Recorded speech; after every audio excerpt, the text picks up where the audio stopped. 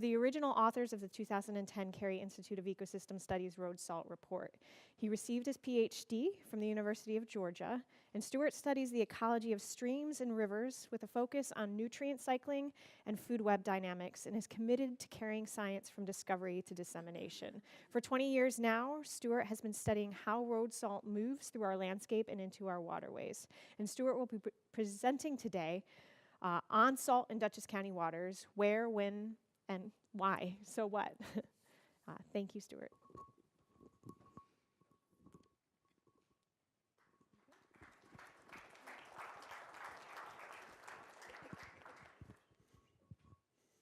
Thank you, Carolyn.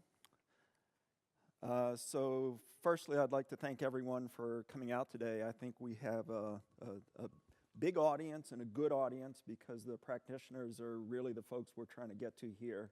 And I think one of the fortunate things about today is the roads are in pretty good shape, although there are a bunch of driveways and secondary roads that look a little more appropriate for the Olympics than they do for vehicle traffic.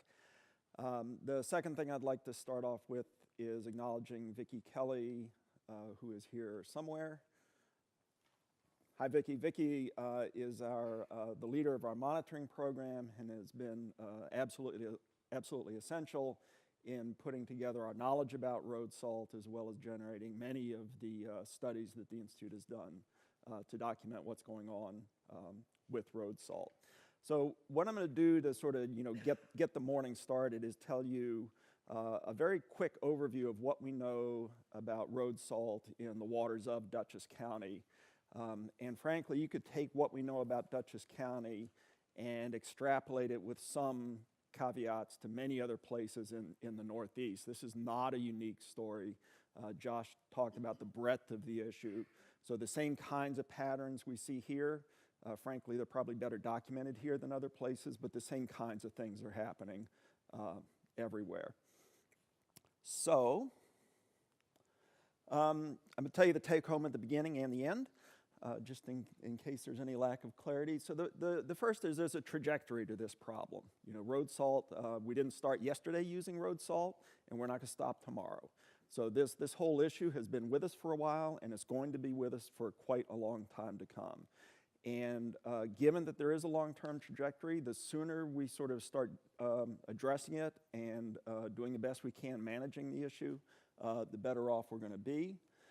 The second general message is that we tend to think of road salt application associated with events. You get a nasty snow, freezing rain, something like that, and you think of spikes in weather, spikes in road salt application, and that certainly happens. But where the issues really come up is the long-term, the slow trajectory of this, and I'll show you some evidence for that. And lastly, and I'll come back to this a couple times right at the end, there are no good guys and bad guys in this discussion. In many cases, we get involved in, frankly, not very useful debates about environmental issues about who's at fault, right? Who caused this? Who's the bad guy? Who's trying to solve it? Who are the good guys? And in this case, I think everybody's trying to head in the same direction. So I'll come back to this right at the end, but I really think everybody's trying to do the right thing in this case, in the case of this problem. So I'm not going to go through these numbers. They're in there. These PowerPoints are going to be available. There are a bunch of sort of numbers that are relevant, both from a regulatory point of view, as well as sort of bounding what the initial conditions before road salt use began. And they're here, and I'll touch on a couple of them when they become relevant as I go through the actual observations we have in Dutchess County. But what I'm going to do, just to make everybody's life a little bit easier at 9 o'clock in the morning, is just use a simple, red, yellow, green type thing. Background concentrations in the area in general were probably on the order of 10 milligrams of chloride per liter, and these are the units and the kinds of numbers you're going to see in many of the figures I show. Something like that, quite possibly less than that. You start getting environmental effects when you get to about 100, so 10 times above background. And these environmental effects are usually sort of subtle, probably not lethal to the wide array of organisms. And these effects often show up in conjunction with something else. So if chloride is at 100, the odds are you've got something else in your waters as well. So 100 is sort of a wake-up call. And then there are lethal effects, and there are streams in this area and streams in the continental U.S. where you do get direct lethal effects. That for those, you generally need to be above 1,000. Obviously, it varies with kind of organism and duration of exposure and things. But for frame of reference for today, 10, 100, 1,000. All right. Dutchess County is in that yellow range, and I'll show you some data in a second. So we're in the sort of wake-up zone, if I can use that phrase. We're not in a horrible condition, but again, given the slow behavior and the trajectory kind of behavior for road salt, you know, the sooner we get started on it, the better. And there has been progress already. I don't want to make it sound like we're starting today. Okay, so some quick overviews on the big watersheds in Dutchess County. So right now we're here, sort of north-central part of Dutchess County in the Wappingers Creek watershed. And for a whole range of streams, you get a big, wide variety in these concentrations. Again, some places down around this 10 number, probably sort of backgroundy, ambient, pre-road salt.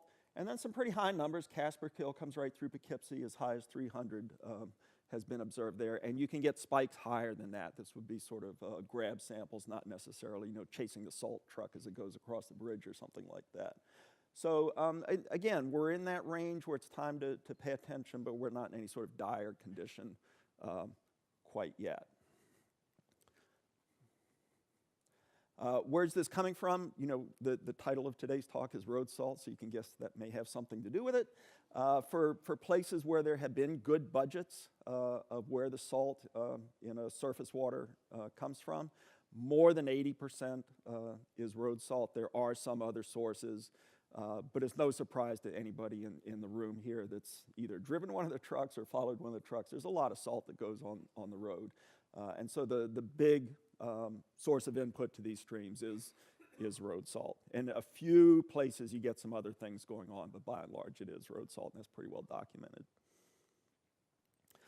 So I'm going to show you three patterns that are sort of unexpected and support this notion I put forward earlier that this is a slow behaving kind of issue. Again, people tend to think of this spiky nature of it, either events or the application of salt, and it's the slow behavior that really ought to be drawing more of our attention. The three patterns I'm going to show you is the long-term change in concentration. Again, these patterns are not unique. I'll show you just one example, but they're not unique. High concentrations in summer, and I'll make the point that this is when a lot of the biological activity is going on, a lot of juvenile forms of organisms, reproductive activity of organisms. This is when they're sensitive. So the fact there are high concentrations in the summer is a little problematic. And then we get patterns along a watershed that frankly we would all expect, but these patterns are still present in summer. They don't just happen during the salting season, such as right now. So I'll just show you these three pretty quickly. Excuse me. So these are the data from our monitoring site that Vicki runs, and it's literally right over the hill here. If you want to take a walk when we're done at 12:30, I don't know how icy the road is, but it's right down the hill. And you know, concentrations have more than doubled over about 25-year span. And for those of you that know Millbrook, there's not a new superhighway that's been put through Millbrook recently or anything remotely approaching that level of new road coverage. This is a long-term change, so with the same amount of road coverage, same lane miles, we see a striking increase in the concentration that shows up in the creek. So essentially what's happening is the salt we're seeing showing up now was probably put down earlier and is just now making its way to showing up in the surface waters. So a long-term change in concentration without a change necessarily in the input due to more road coverage or anything like that. The second thing is these are concentrations. These are monthly averages. These are not spikes that you might find following a particular event, but these are monthly averages from January out to December. Concentrations clearly do not fall in the summertime. And if you look at it, the absolute highest mean is in August and I doubt there are very many people out spreading salt on the roads in August. So again, this slow behavior, salt that was applied at other times of year is showing up in these streams essentially in the middle of summer. And again, this is when organisms are reproducing, the young forms are in the stream, the more sensitive conditions are happening in the stream. So this is when those concentrations are really going to be a little more problematic. Okay, so high concentrations in the summer. You got to push the right button. And then here's one that's relevant to every place we've looked for it in the watersheds of Dutchess County. We see the same pattern. So in general, there's a population gradient, which means a road density gradient from the sort of the northeast to the southwest portion, and many of these watersheds run in this direction. So here's Wappingers Creek, here's a Fishkill Creek. This particular data set is from this past summer in the Fallkill Creek that comes through Poughkeepsie. So as you go downstream, if I told you we took water samples going downstream at this time of year, from the part of the watershed with lower road density to the part of the watershed with higher road density, you'd say, well, of course, salt will increase. There's more roads. There's going to be more runoff. Of course, is what you would see during the winter, the salting season. This was done in August 2017. I collected these samples and was about sweating to death through the whole day. So this pattern exists. Here's the headwaters down to the mouth where the Fallkill discharges to the Hudson, which is right by the train station in Poughkeepsie. And, you know, about a tripling in concentration across that span. So big increase in the concentration in the summer, all right? So if I told you I went out yesterday and did this, you wouldn't be the least bit surprised. The fact that this shows up in August is, again, evidence for this sort of slow behavior of road salt. It's showing up in the surface waters quite a long time after the salt was applied to the system. That's not what I want to do. So again, all of this is suggesting there's some sort of a retention mechanism in the watershed. Something is holding on to the salt that's applied in the winter, releasing it later in the year. The most likely case is we've got some sort of groundwater reservoir, probably fairly shallow groundwater, although many of our soils are so permeable it's hard to define shallow groundwater. But there's some sort of reservoir holding on to the salt that's applied in the winter, and it's showing up later in the season. And of course, the concern is, you know, much of Dutchess County relies on private drinking water wells for their water supplies. These red dots are publicly available samples of water tests from drinking water wells. And you'll probably all recognize that the East Fishkill has a mandatory well test when property changes hands. So there's a lot more data. There are a lot more data available from East Fishkill than other places. But all of these have been sampled for a whole variety of things. And again, these are publicly available. And I'll phrase it as good news. Here's the chloride concentration in these drinking water wells. This 250 milligrams per liter, this is the EPA secondary standard for drinking water. 90% of the wells in Dutchess County don't have a problem with chloride in private drinking water wells. Do the arithmetic, 10% do. All right, so most of them don't, but 10% do, and it's likely that over time that number is going to increase. Some people know they have a problem. Frankly, there are probably a lot of folks up here in this undersampled part of the county that do have a problem but don't know it, and that's actually where, again, we'd like to raise awareness of the problem so people will at least get some testing done. Again, there's a standard there's a guideline for sodium for people on restricted salt intakes. 40% of the wells are fine. Do the arithmetic, 60% are not. So it is getting into some of the drinking water supplies. And it's almost certainly, again, from road salt application. A couple of these cases might be from salt storage facilities, but by and large, it's a road salt application issue. So when I've been talking about this issue, when Vicki and other folks here have been talking about this issue, we see this as an engaging problem. And by engaging problem, I mean that it's easy to talk to folks in your community about this. either the folks on your town boards, the folks that you see on the street. Everybody understands salt. It's not some weird chemical they've never heard of and can't pronounce. Everybody knows how it's supposed to behave, and the behavior I've shown you in these patterns is not what people would have expected. And so everybody's got an opinion, and that's good because it gives you a chance to talk to them about what's going on. So again, people want to talk about this, and they have views on what's going on. Again, the other good thing is right now, this is not a dire problem. It's a serious problem. It's a significant problem. It's not a particular health hazard. You could take those numbers, I'm not going to say with a grain of salt, but you can take those numbers as you will. It's not right now a regulated issue, so it's sort of a not terribly sensitive topic to talk about with folks. There are people whose wells are contaminated and are facing the cost of new wells. They're probably more sensitive than others, but by and large, it's not a terribly sensitive issue. The other good news is that the point sources don't generally seem to be a problem. There are some old salt storage facilities that were a problem, and there may be some that are still a problem, but by and large, that's not really the issue. Salt is spread on the roads on large areas, and that's how it's moving around.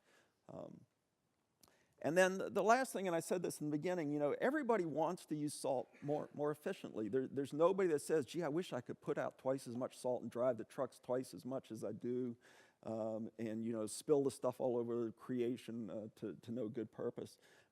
No one does that, right? Everybody's sort of on the same wavelength here, trying to use it efficiently, trying to maintain safe passage for emergency vehicles, school buses, individuals, all that sort of thing.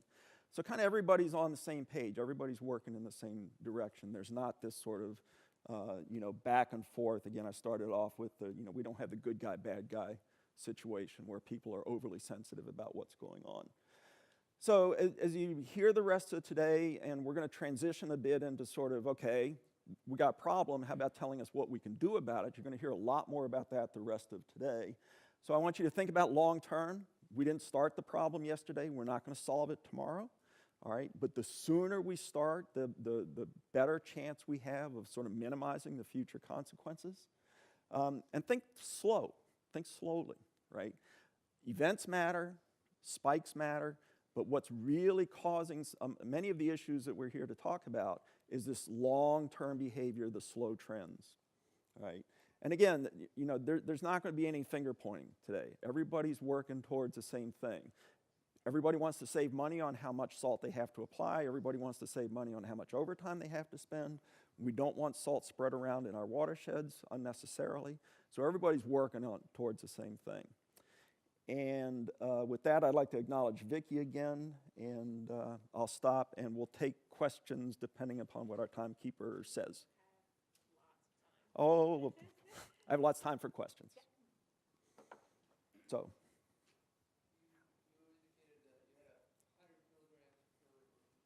Per liter.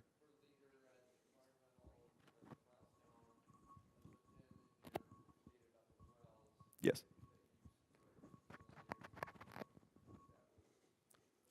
Yep. So the 100 milligrams per liter is where you start to see environmental effects. And the 250 is an EPA, it's a secondary standard. It's at the point where some people can actually start to taste salt. So where you sort of draw, there's not a single line in the sand threshold people use. So when you hit that EPA standard, if you're a public drinking water supply, do we have folks here that manage public drinking water supplies? So that 250, you really don't want to get there. What we see in the environmental effects literature is when you get to 100, you start seeing effects on the insects that live in the stream and that sort of thing. So there are different sort of thresholds or standards for different numbers mean different things. I think. Sorry. There's actually someone going around with a microphone. So once Stuart calls on you, if you can wait for her to get the microphone okay. To you, or Stuart, you could repeat the question. We're videotaping this today, so we want to make sure those who watch it later are aware of what the questions are.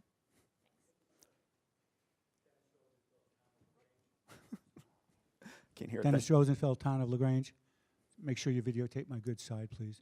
I was wondering, are there any alternatives or eco-friendly alternatives to salt being discussed or looked at right now?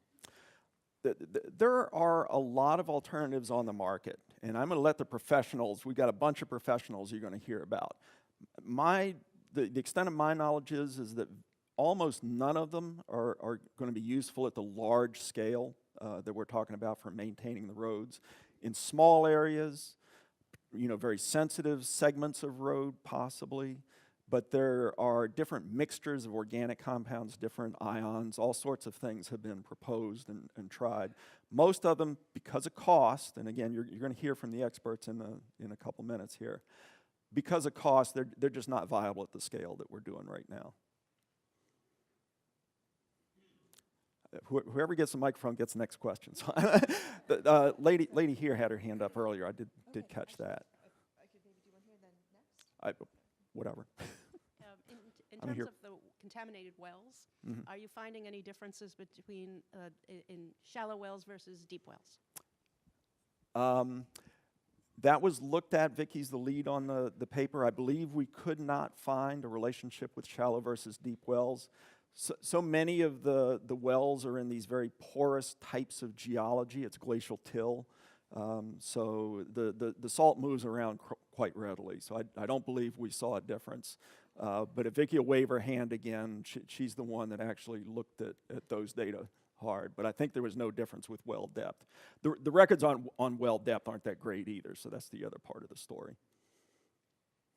So my question, the things that you're looking for with regards to salt and the impact, are you concerned at all about other things going into our watershed, such as phosphates, nitrogen, copper sulfate, those sorts of things? Are those compounding those numbers? Are they being studied? I'm not sure I would say they're compounding, but the point about the 100 milligrams per liter sort of yellow zone chloride kind of numbers, if you see that much chloride, you're probably getting other things as well. Nitrate would be a good example. Other stuff that runs off-road, there's just debris from brake wearing, things like that. There's other stuff, oils that come off the roads as well. So if you're seeing that much salt, there's a good chance you're going to see other things as well. Okay, so you talked first about the slowness of it, and then you had the graph where you showed the 12 miles and how much sodium you found or how much salt you found. And obviously we've been applying salt for many, many, many, many years. Mm. How long, have you determined how long it takes to go that 12 miles? Yes. So 25 years ago, if you asked people about salt application, they would say, well, look, the water goes from the headwaters to the mouth in a few days. For most of these watersheds, it's a few days. So yes, you apply salt January 12th, January 15th, it's in the Hudson River. 6 days later, it's in the ocean. There's plenty of salt in the ocean. Don't worry about it. All right. So the fact that it is somehow hanging on in the watershed, it's hanging on way longer than you would predict just by how quickly the water moved. Yeah, so it's for the case I showed you, it's on the order of 3 or 4 days. Yeah, so it should be gone in 3 or 4 days, and clearly it's not gone in 3 or 4 days. So if you dropped a tennis ball in the top of the watershed for Fallkill Creek, it would be in the Hudson in 3 or 4 days, unless a golden retriever picked it up. Yeah. So again, we think it's moving off the road, it's getting into shallow groundwater. That shallow groundwater doesn't move out of there in 3 or 4 days. The water in the channel moves out of there in 3 or 4 days. That shallow groundwater sits there for quite a long time. Could be years. Excuse me? Yeah, so coming out in base flow. And that shallow groundwater feeds the base flow, feeds the summertime flow of the stream, and that's what's maintaining the concentrations. And you have lower flows, yeah.